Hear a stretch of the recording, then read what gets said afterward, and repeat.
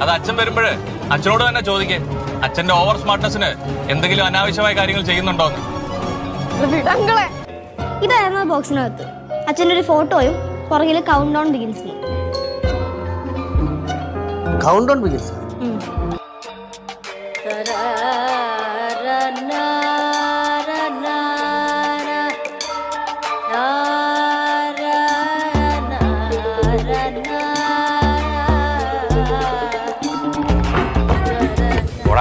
ഇത് നിന്റെ കാര്യം മാത്രം നോക്കി ജീവിച്ചോണം.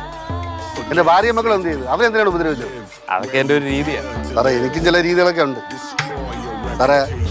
നീലു എന്റെ ഭാര്യ.